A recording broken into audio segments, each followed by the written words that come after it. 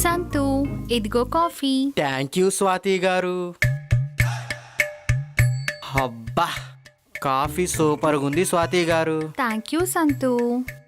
సంతు నేను రెడీ. ఆ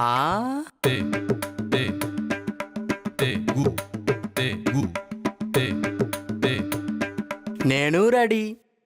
మోత మొదలు పెడదామా? మొదలు పెట్టు. పెడతా పెట్టు. పెడతా పెట్టు. పెడతా పెట్టు. పెడతా.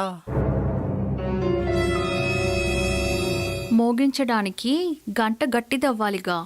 ఎన్నిసార్లు గోకినా గంట గట్టిదవ్వదు.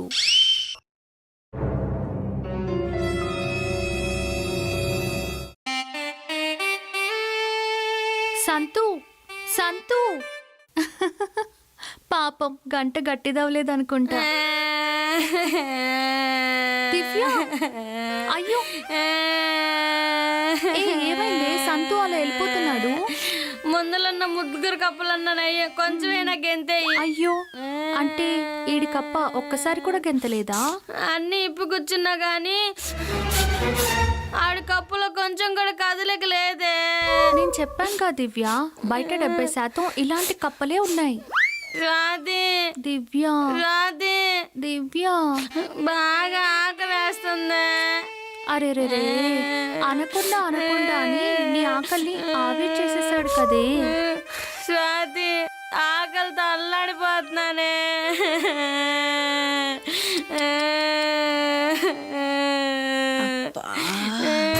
దివ్య, ఇందాక మనం ఒక మాట దగ్గర ఆగిపోయాం, గుర్తుందా?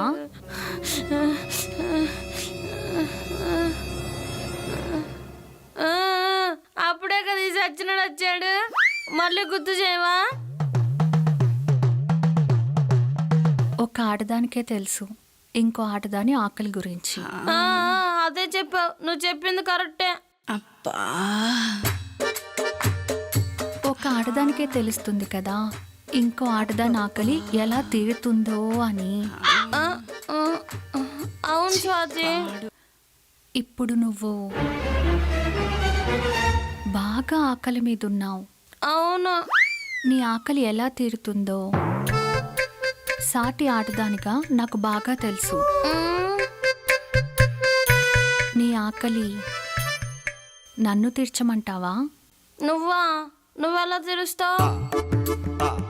నీ బాడీలోని ప్రతి పార్ట్ని పైనుంచి కింద దాకా పరవశింప చేస్తూ నీ ఆకలి తీరుస్తా.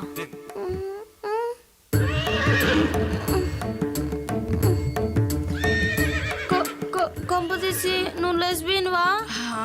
అవును. లెస్బియనా అని దూరం పెట్టకు.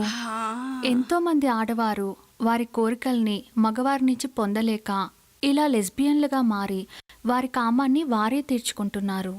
అవునా? అవును. పద, నీ ఆకలిని నేను తీరుస్తాను. కానీ నీ దగ్గర ఆయుధం లేదు కదా. ఆయుధం నా బాడీలో లేకపోయినా నా బ్యాగ్లో ఉంది కదా. బ్యాగ్లోనా? లాగ్ చెయ్యకు దివ్య, ఇప్పటికే లేట్ అవుతుంది. దా, దా. పద.